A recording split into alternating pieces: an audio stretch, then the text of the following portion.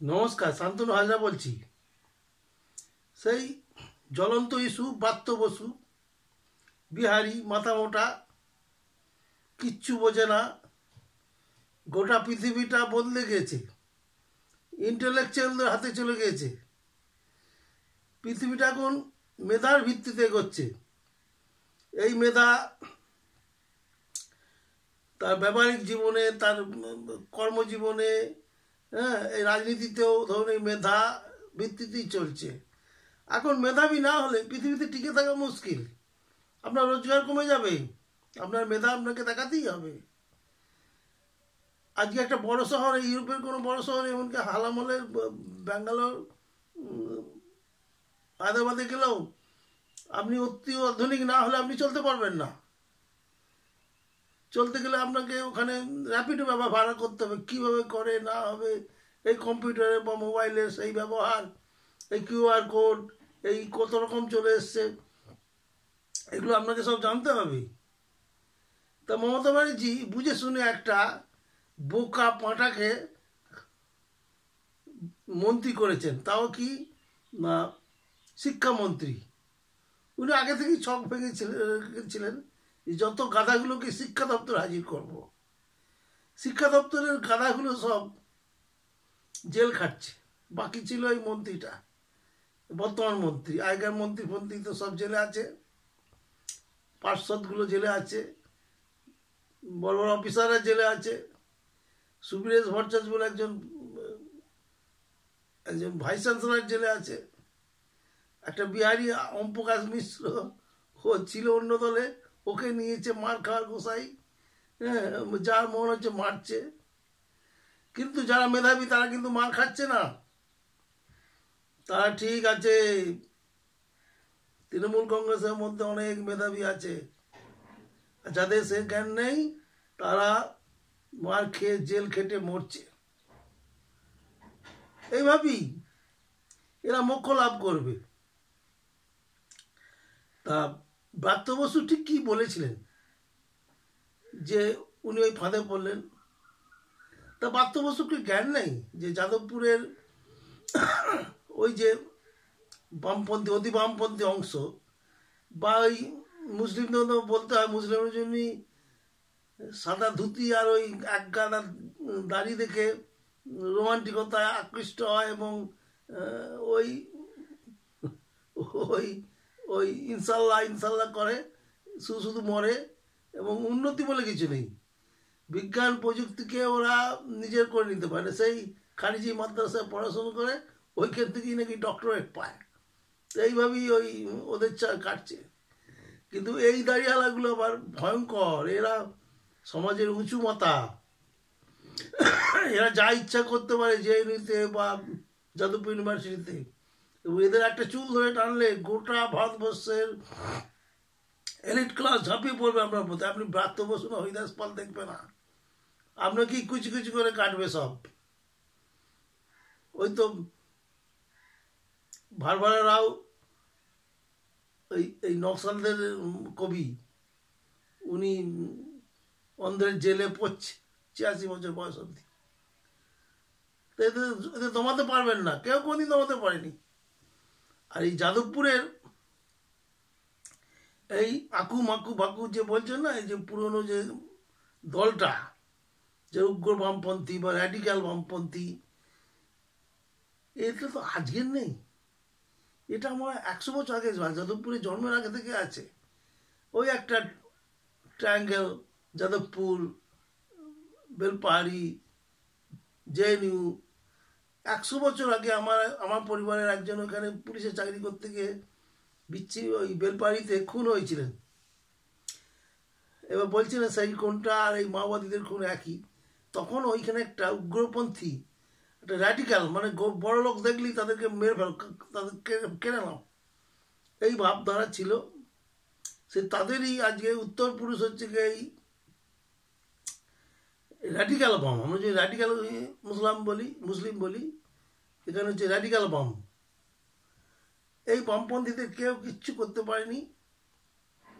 এইবার বোকার মতো কি কাজ করেছে দেখুন ব্রাত্য বসু। ব্রাত্য বসু এই ১০০ বছরের ইতিহাস তার অজানা নয়। সে ভেবেছিল যেহেতু ভোটে জিতে ক্ষমতায় আছে তাহলে সব কিছু করতে হবে। ওখানে চলছিল ওয়েবকুটার একটা সম্মেলন, যেখানে কি 3000 শিক্ষাপ্রতি এসেছিলেন, কিন্তু কজন এসেছিলেন ওরাই জানে। এবার ব্রাত্য বসু ওখানে যাবেন, আগে থেকে প্রস্তুতি নেওয়া আছে। এজন্য সেই কেনিয়ার সেই টিটিকাকা না কি বলে সেই জঙ্গলে সে বাঘের দেশে নিরীহ একজন প্রবেশ করছে।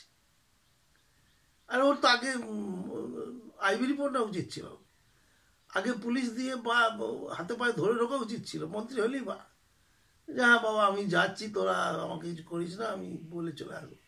তা নয়, ও আবার মাথা মোটা আবার পাঁচিল টপকে ঢুকেছে, অর্থাৎ পিছনে খিড়কি গেট দিয়ে ঢুকেছে, ঢুকিয়ে ওখানে পুলিশ পেয়ে গেছে এবং গিয়ে সোজাসুজি এই ছাত্রদের গালিগালা শুরু করে দিয়েছে, ধ্বংস করে দেবো, মেরে দেবো, কেটে ফেলবো, জলের তলায় ডুবিয়ে দেবো, ওরা আর কেউ তুই নেই, ওরা ফুস ফানুস সাহস করেছে। এবার ছেলেরা বলেছে আমরা ডেপুটেশন দেবো, দেখেছে ভিতরের ঘটনা, দিয়ে ওরা সিদ্ধান্ত নিয়েছে যে উনি যখন পাঁচিল টপকে অর্থাৎ পিছনে গেট দিয়ে ঢুকেছেন, তাহলে ওকে বেরোনোর সময় পিছনে গেট দিয়ে বেরোতে হবে। আর যাদবপুরে ঘেরাও ফেরাও এগুলো তো ওদের জলভাত রোজই হচ্ছে যাদবপুরে ঘেরাও, কিন্তু বেঁচে থাকছে কিভাবে না, দুটো পয়েন্ট আছে ওদের হাতে, সেটা হচ্ছে গিয়ে ভারতবর্ষের মধ্যে 1 নম্বর বিশ্ববিদ্যালয় মেধার দিক দিয়ে, আর ভারতবর্ষে যত ইন্টেলেকচুয়াল আছে সবাই ওদের বন্ধু, সবাই ওদের ভালো চায়। দিয়ে ওরা ঠিক করেছে যে ব্রাত্য বসু যখন পাঁচিল টপকি ঢুকেছে তাহলে পাঁচিল টপকি ওকে বেরোতে হবে। এবার শুরু করেছে পিকেটিং। ব্রাত্য বসু খানিকটা গাজোয়ারি করে বেরোনোর চেষ্টা করেছিল। আরে গাজোয়ারির দিন হলে আমাদের দেশের প্রধানমন্ত্রী হতো দারা সিং, আমেরিকার প্রেসিডেন্ট হতো মোহাম্মদ আলী। গাজোয়ারি যুগ নাকি, বলছি তো মেধার যুগ। আজকে এই মেধা নিয়ে ভারতবর্ষ একটা গরিব পিছিয়ে পড়া দেশ ছিল, আজকে এই মেধায়, বিশেষত আমাদের যে টেকনোলজি, আমাদের যে বিজ্ঞান, আমাদের এক কথা আমাদের যে মেধা, এই মেধায় আমরা আজকে পৃথিবীর মধ্যে একটা শক্তি, তৃতীয় বৃহত্তম শক্তি। এটা কেন হয়েছে? আমাদের পূর্ব যে সমস্ত দেশ নায়করা ছিল তাদের ঐকান্তিক চেষ্টায় তারা মেধাগুলোকে তুলে নিয়েছে, আর কিছু না করুক, আইআইটি সৃষ্টি করে তারা মেধাগুলোকে তুলে নিয়ে এসছে। এবং আজকে যেখানে যাবেন, আজকে নাসা থেকে আমেরিকা বা ইউরোপের বড় বড় প্রতিষ্ঠানে যেখানে মেধার প্রয়োজন হয় সেখানে সব এই ভারতীয়রা রাজত্ব করছে।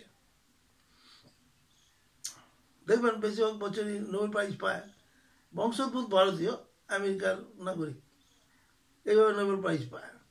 তো ব্রাত্য তো একটা ছোট ছেলে, ব্রাত্য কিছু বোঝে নাকি? ওকে ছাগল হিসাবেই ব্যবহার করেছে মমতা ব্যানার্জি, ওই ছাগল হিসাবেই ঢুকেছে, স্কেপগোট, এবং স্কেপগোট বেরোতে গিয়ে ধাক্কা খেয়েছে। আর সত্যি কথা বলতে ওর দোষ আছে নাকি?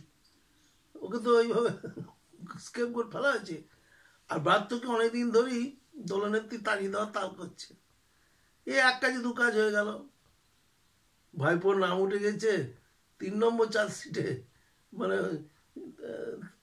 3 নম্বর স্কন্ধ আর কি, ওই ভাগবতের যেরকম আছে না 1 নম্বর 2 নম্বর, সেরকম 3 নম্বর স্কন্ধে আছে ভাইপো চাকরি দুর্নীতিতে যুক্ত, হ্যাঁ, তোলা চাইছে, 15 কোটি টাকা দাও। তো মানুষ এটা পেয়ে গেছে। একটু আগেই বললাম যে মেধার ভিত্তিতে পৃথিবীটা হচ্ছে, পেজ যখন এই ছুঁচকে ফাল করবে, এতটুকু জিনিসকে কত বড় করবে দেখুন, সরকারটা না পড়ে যায়। এবার এর বিরুদ্ধে তো লড়াই করতে হবে। তাহলে একটা স্কেপবোর্ড ঠাড়া করো, কাকে করবো না, ব্রাত্যকে করো। ব্রাত্যকে অনেকদিন ধরে তাল পিছনে লাথি মারা তাল করছে, ব্রাত্য সেই বোকার মতো ঢুকে গেল। আবার ব্রাত্য কিছু হোক, আবার একটা প্রতিবেদন বানাবো ব্রাত্যকে নিয়ে। আগেও একটা প্রতিবেদন বানিয়েছিলেন, পরবর্তী আকর্ষণ ব্রাত্য, পড়ে নেবেন। আমি 1 বছর আগে বলেছিলাম এই কথাগুলো, আবার দেখে নেবেন পরবর্তী আকর্ষণ ব্রাত্য। ধন্যবাদ।